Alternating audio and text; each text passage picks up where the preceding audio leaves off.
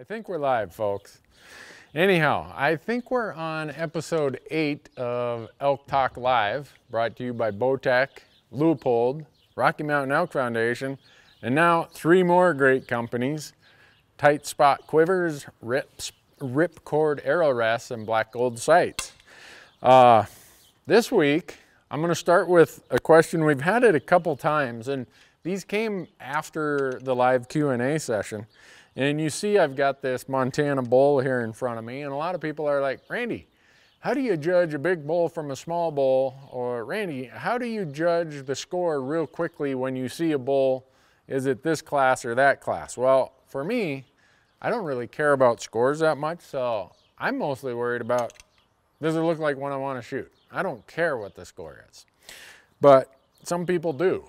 So I'm going to give you how I do it when I'm trying to judge a bull. And I subscribe to the Trophy Records database that Boone and Crockett has. And the Boone and Crockett Club, if you subscribe to that, you can get the full detail of everything about every rack. And most of the record book elk racks you see are going to have an inside width of 40 inches.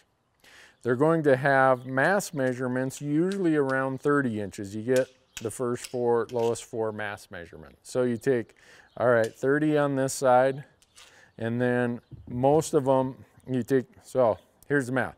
30 on this side, 30 on that side, that's 60. And then you've got 40 inches on the inside, that gets you to 100. And most of them have main beams around 50 inches. So right there, your starting point, before you start adding the length of the points, is about 200 inches. So really, in my mind, I say, okay, does this frame look really big? If it does, I start at 200, and then I start adding points. Okay, 15, 17. In Montana, we got a problem with thirds, as you can see. So you start doing that math. Okay, 18, 12, 4. And I quickly do that math in my head, and I say, yep, this bull looks to be about 350 inches. And he's 349 something. I didn't know that when I shot him. I just said, yeah, that looks like a bull I'd shoot. So, not that score is everything. In fact, to me, I'm not that big of a person who concerns themselves with scores. But if you have a big frame bull, you can start at 200, and you can just count all of the points and add that to 200, and it should get you pretty close. If he's narrower, well, then obviously you start at 200, but you got to deduct, okay, he's only about 35 inches wide, take 5 points off. Or he's got short beams. This bull here has 52 inches on this beam, 51 on this beam. He does have the 30 inches of lower mass, but he's only 38.5 inside spread. So he's a little weak here, he makes up for it in length, and he hurts. What really hurts him is he's got some short points along the way. If score is important to you, that's how I do it. Can't say that it's a science, but it works for me. So we'll go in here now and we'll answer a bunch more questions.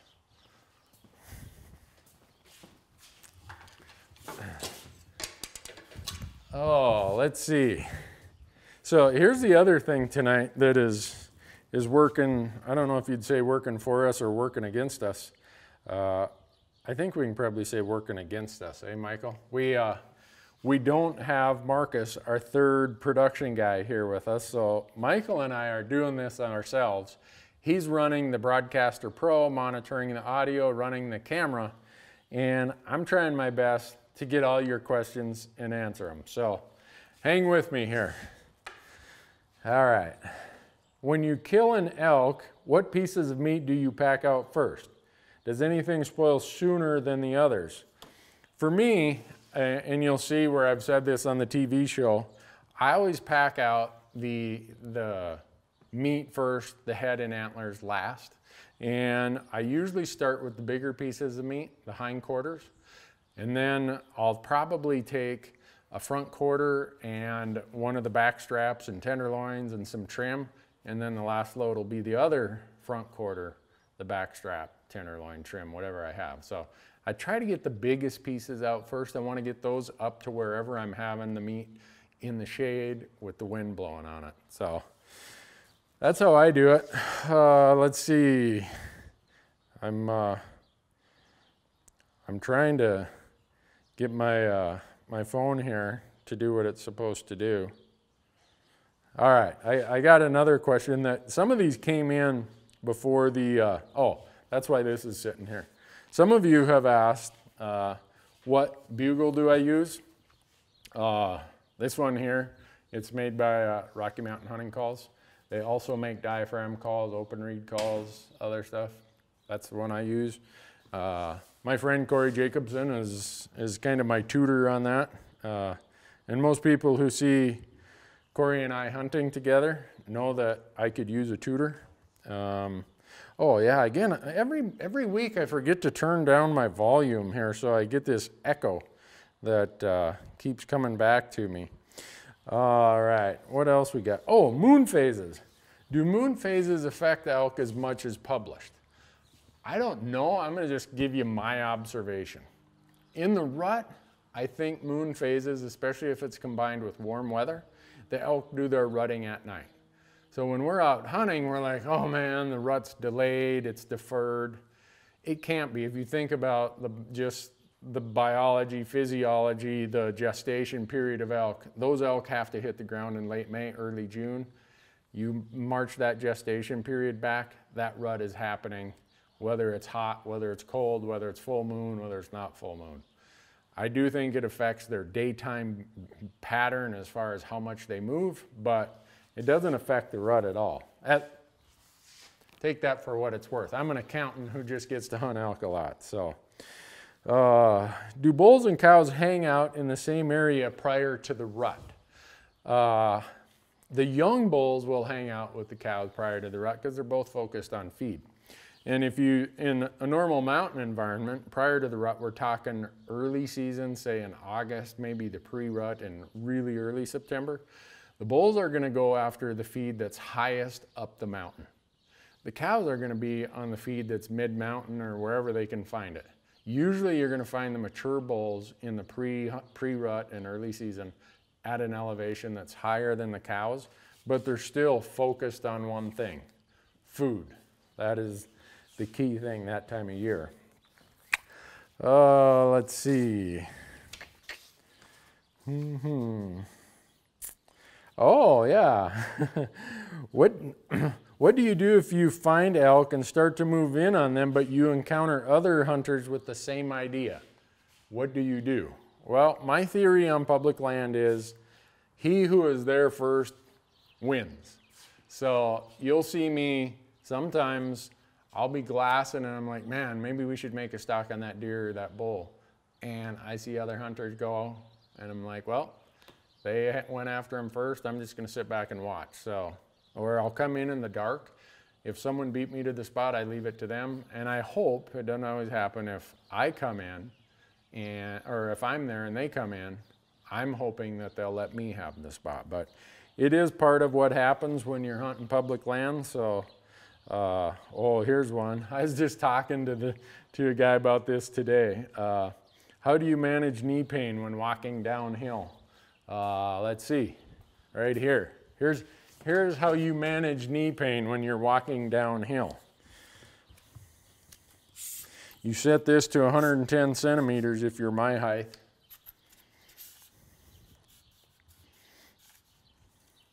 And you use both of them. And I know some of you people laugh at me for using trekking poles. You think I'm some sort of goofball, which my wife would validate that claim, but this is how you save your knees. Uphill, downhill, side hill. Even if you only use one, it makes a world of difference. And when you get old like me, I'm starting to get a lot of just general joint pain. I've been to the orthopedic surgeon. My left knee, when I'm going downhill, 2 years ago I wiped out and I got a big bone bruise on top of, what is that, the tibia, I think, the lower one that meets up with the, anyhow. So it definitely is something I got to deal with. Let's see. Do you ever find that the meat from a bull in the rut tastes significantly worse than the pre and post or cows? I think I've not, as far as taste, I can't say that I've really noticed anything.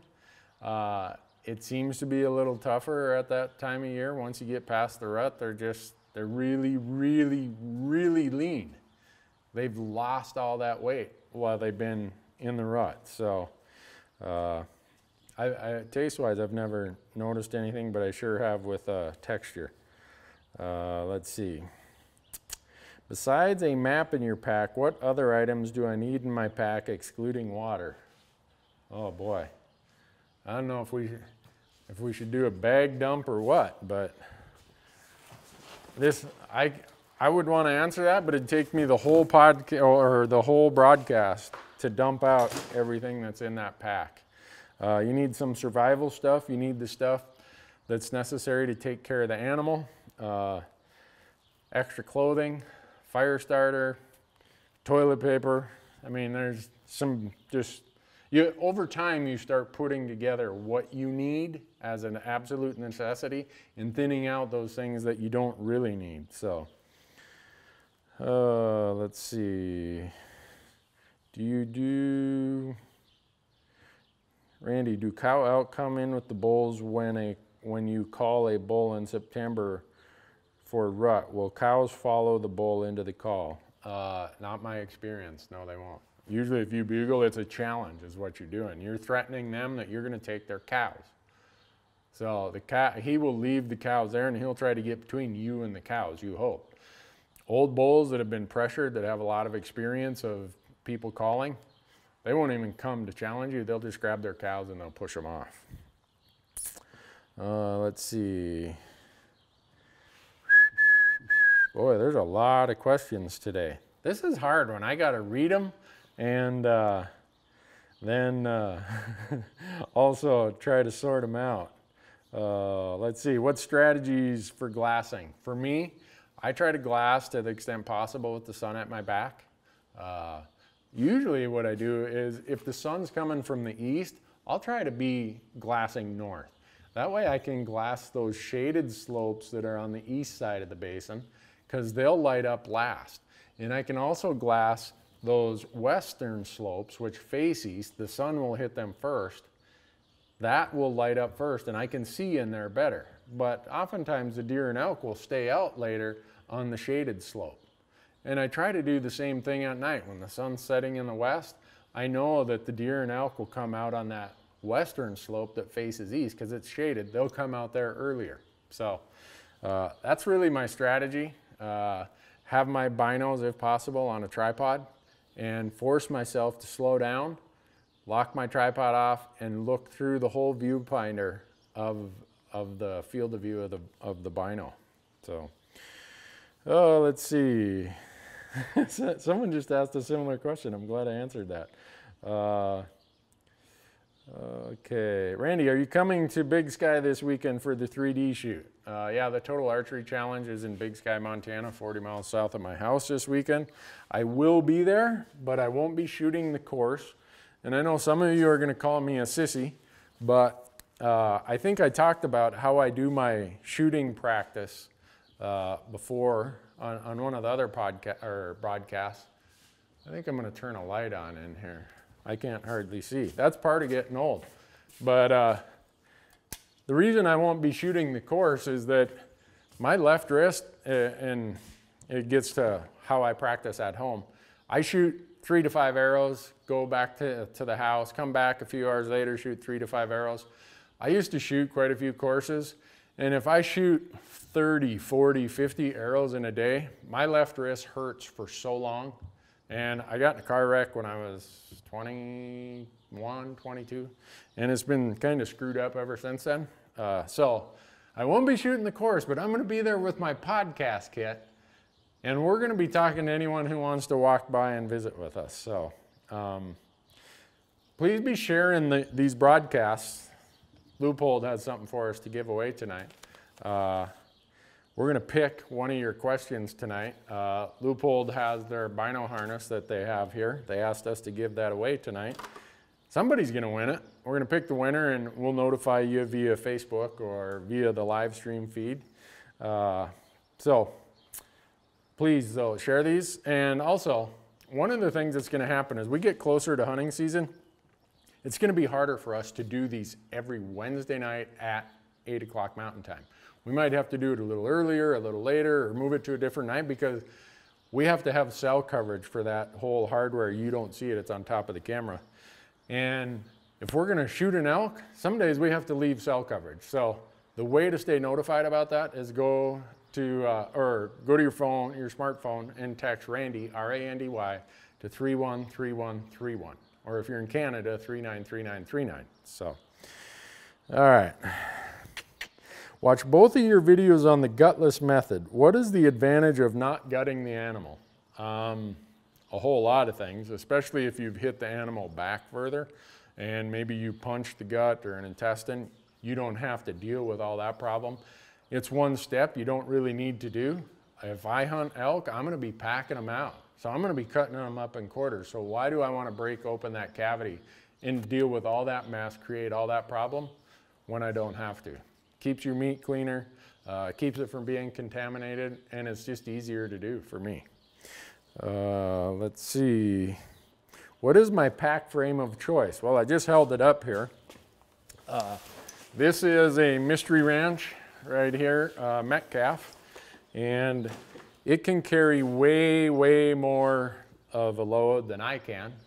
If I filled that thing full, it could probably easily get filled and carry 200 pounds. I can't carry 200 pounds. So, but this is how it is. This is my day pack too. You see how flat it compresses?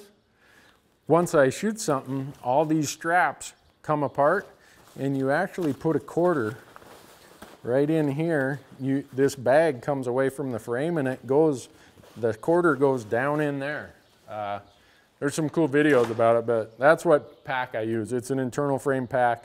I don't like the noisy, clunky external frame packs. They're just not what I wanna be elk hunting with. Let's see, how do you like to address layering? I think you're talking about clothing.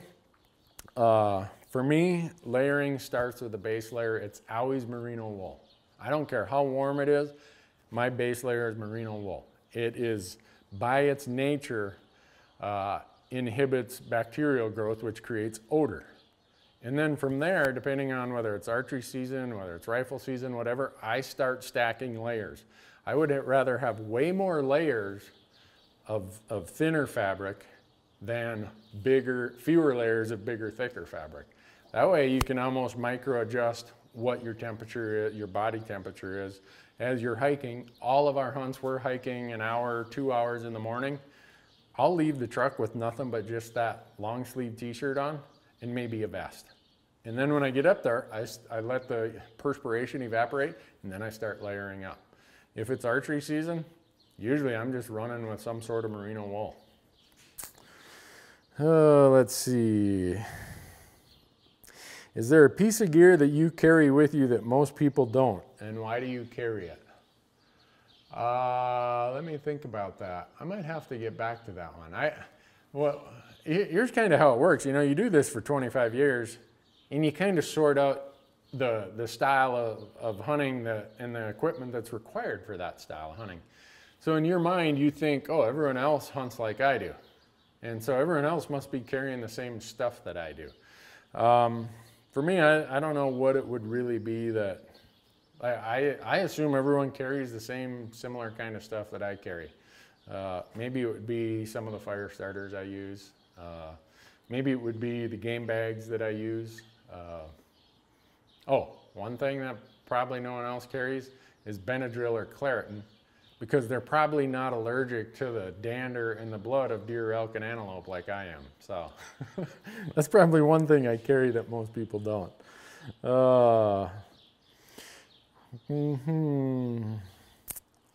Yeah, I drew a cow tag in central Montana. Would you suggest using calf calls in the pre-rut for shooting a cow? Yeah, I would use cow calls if I was cow hunting, or if I was hunting for a cow or a calf. I wouldn't use bugles at that time. What is the average distance you camp from the trailhead to the road? Boy, that depends.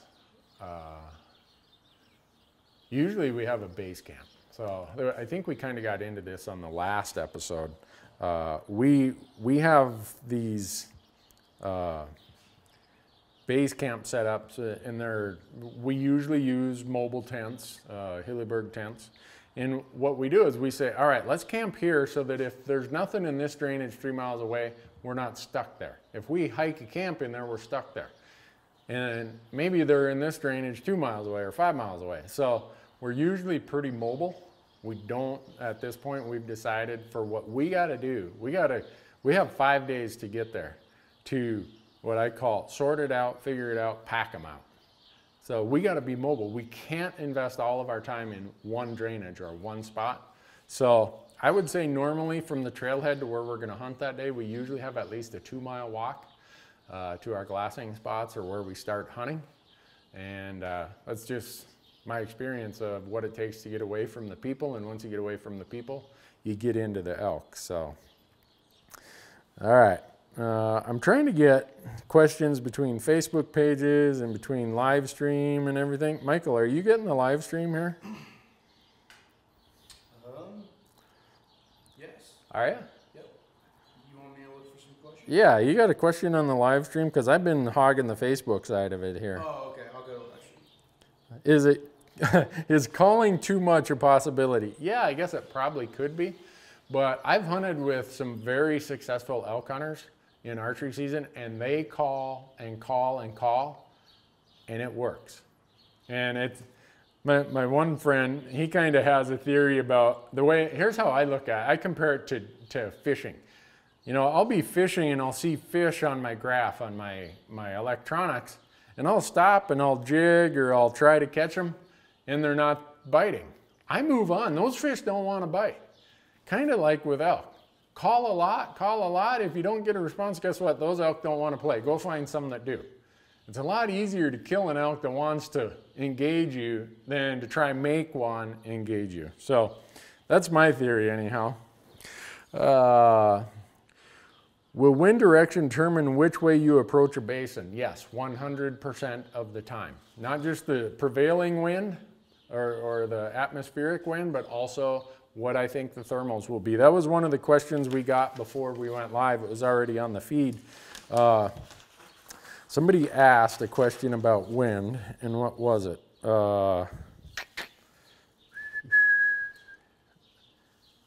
Anyhow, what the question is how does wind affect? Oh, the person said if you saw elk and you knew they were up the mountain, would you approach from in the daylight below, or would you try to approach them from above in the dark?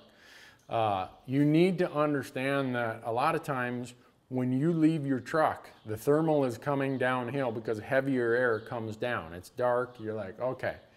But if you get up above those elk in the dark, your thermal is still coming downhill and they are gonna smell you.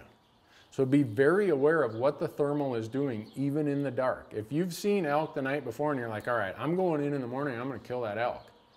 Do not get above him in the dark because your thermal's going down to him. Stay at his level, stay across the basin, somehow make sure your wind does not get to where he was at. So yeah, wind determines everything about how I make my approach, whether it's archery season or rifle season. What do you got over there, Michael? Steve asks, he's on live stream. Mm-hmm. You've talked about glassing with binos and tripods. Yep. What is your tripod? What's your tripod preference? Right here. And here's when I'm glassing. Let me get this too. I'm glad we're doing this out in my shop. If you're going to be in for a serious glassing session, you want something like this under your butt because you're going to be sitting there for a long time. Sometimes I will extend this. It'll extend all the way to my eyes. Sometimes I'll use this one and it doesn't extend as high, but a lot of my glassing, I'm sitting pretty low, and you can see these Leupold, there we go, tripods. You can extend them so they will sit pretty low for when you're sitting and glassing. So these are carbon fiber tripods that Leupold has. I use those. It's absolutely important for me. I do not leave the truck without a tripod, whether it's for my spotter, whether it's for my binos, whether it's because I'm gonna set up and take, hopefully, a trophy photo and put my camera on self-timer, whatever it is. So, are you back up? We're on Facebook. Yep. We're on Facebook, all right. Well, that's good to hear because we lost it there for a minute. What is the best tactic for finding elk in hot weather? It's hot here in Montana right now. If I was an elk, I'd be on a north-facing slope with a lot of shade, where the breeze is blowing, where water is nearby. That's where I look for elk in hot weather. Water, shade, breeze, with escape routes. All right. What else you got on the live stream, Michael? Someone earlier wanted to know when you're desk scouting, Yep. besides burns, When I'm desk scouting, besides burns, what do you look for? what do I look for? Anything that disrupts the landscape. It could be a cliff, it could be an avalanche chute, it could be beetle kill of timber that's opened up the canopy, it could be a blowdown place. I'm looking for anything that takes that big expanse of unbroken terrain and breaks it up somehow. Because on those edges, those disruptions are where the best feed is going to be. So those are the kind of things I look for if I can't find a burn. But before I go do that, I'm gonna exhaust every possible option looking for burns. And in fact, if there aren't burns there, I'm probably going to look somewhere else. Let's see. Randy, do you go out at night and bugle in the dark to locate bulls in archery season? Shh, don't tell everybody. I do. I will leave camp way, way before legal shooting light. And if it's logging roads or it's hiking a trail, I am calling before the sun comes up. I've got my GPS, I'm marking where I've heard bugles. And that gives me the plan of where I might be going that day. The other part of it is, usually if you get a response in the dark, it's usually not a hunter. Usually I can tell if it's a hunter, but I can just about bet if I get a response an hour before the sun comes up, it's probably gonna be a live bull elk. So yeah, I do that a lot. You guys are figuring out everything I do, and I'm not saying that everything I do is the best thing or is the great secret, but that is something I do. What do you got, Michael? I have, what do you use for glassing? What do I use for glassing? I don't have them here with me. I always use binos for glassing, and then I use a spotting scope for inspection. So I usually either have a 10 power or an 8 power bino. Depends on if it's thick cover, if it's gonna be far and wide open, determines if I use an 8 or a 10. An 8 power will give you a little bit wider field of view, but a 10 will give you a little bit more detail. So it's a bit of a personal preference thing, but my binos, I have Leupold binos in both 8 and 10 power, and that is what I use all the time. All right. Do you use a sliding sight on your bow? I'm going to show you what the guy's talking about here. So right here, this is a black gold sight. Am I too close for a focus there? You can see that this will slide up and down here. You just undo the clip. And if you are someone who's into shooting longer distances than I do, you'd put a tape on here based on what your feet per second of your setup is. And then you would just roll that down and it'd be 50, 60, 70, 80, whatever. A lot of target guys use those. This is a black gold Ascent sight here. It's what I use. You can get them in multiple numbers of pins. I use 4 pins. My first one is 20, 30, 40, 50. And I don't shoot past 50. Or I guess I have shot past 50 thinking I was at 50. And when you shoot something that's 58 yards and you think it's 50, guess what? You miss. So yeah, I do use the slider pin or slider sights like that black gold Ascent right there. Let's see, how many miles do you put on your truck every year? Averages about 25 to 30,000 miles per year of America's absolute worst miles. My truck has to be an all-terrain utility vehicle. Just what I got to do. I got to get to some places that you probably wouldn't put your truck through it. So, moral of that story, do not buy a used pickup truck from Randy Newberg. It will probably have way more wear and tear than what the actual miles show. So, what do you got there? Anything, Michael? When e-scouting, what do you look for on topo/satellite maps for bedding areas? Oh, well, the question is, while e-scouting, what do I look for on aerial imagery for bedding areas? I look for, and it depends on the season. So if it's one of the early seasons where the elk are going to be active, let's say early season, pre-rut or peak rut, I'm looking for any part of timber that has a little bit of north slope. I'm not quite as worried about being far from roads. I'm not quite as worried about extreme topography.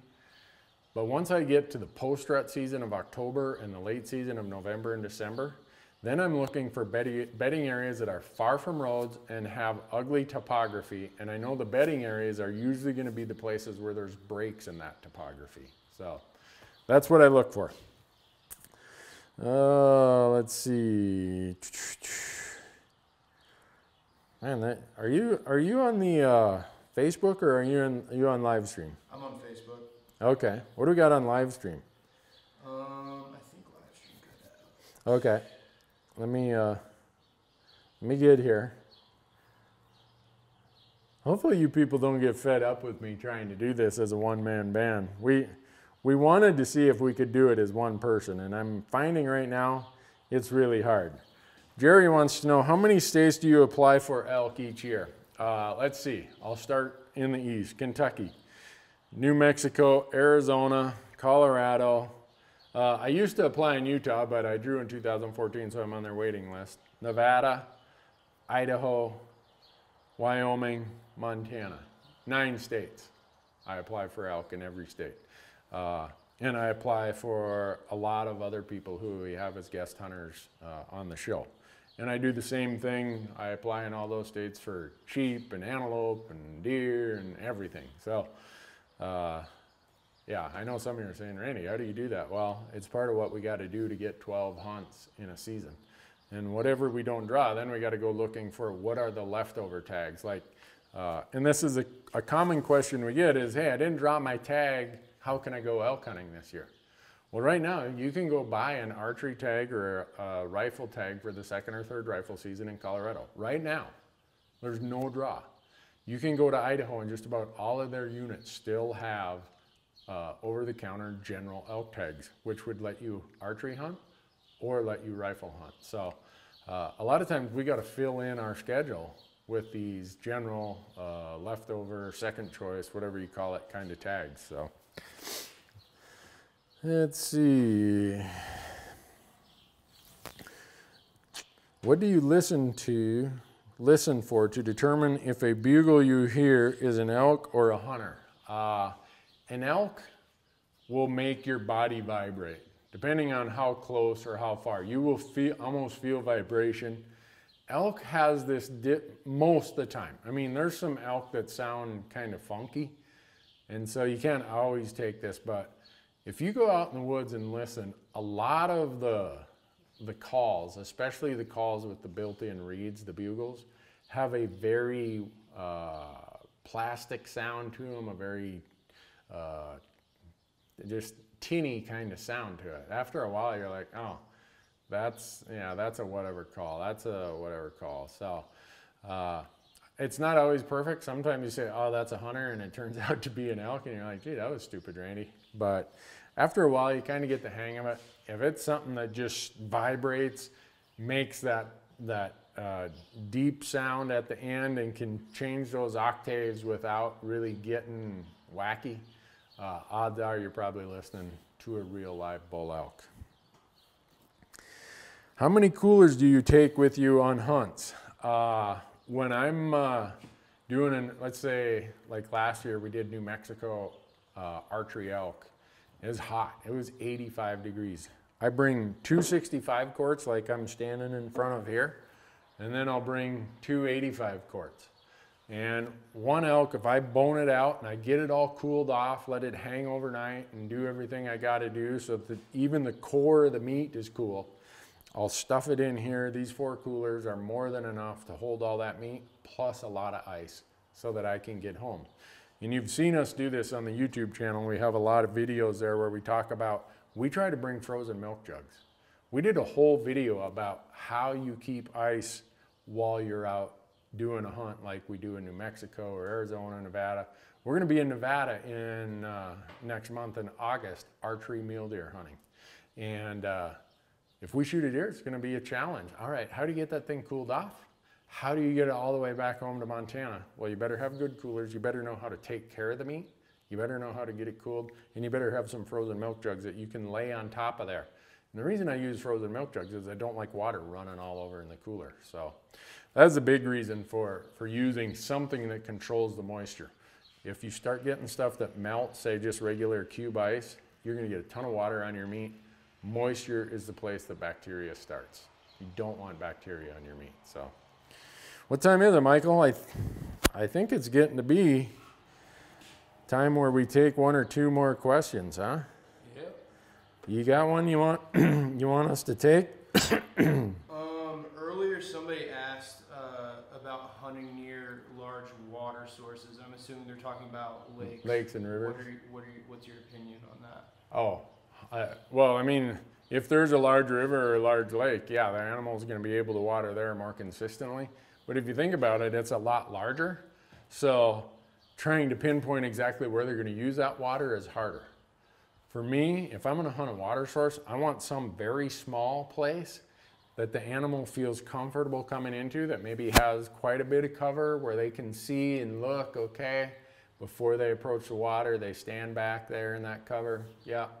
And then you know that if they come to water, you're set up downwind 15 yards, 20 yards. Those are the water sources I look to. I never hunt the big water sources of big creeks, big rivers, or lakes, so. All right, what do you think we should do for the last one?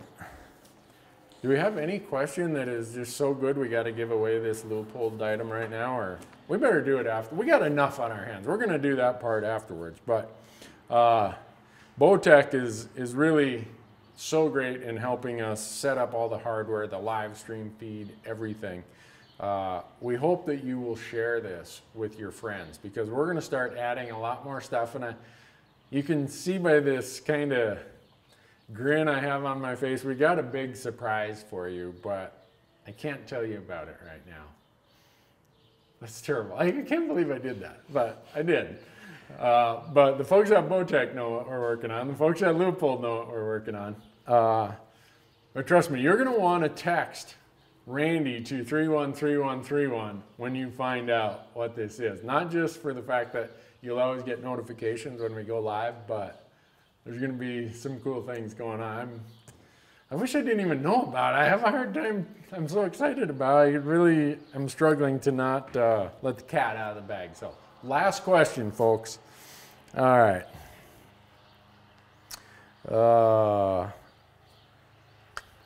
Are boots worth investing a lot to last a long time, or some solid ones you buy every few years?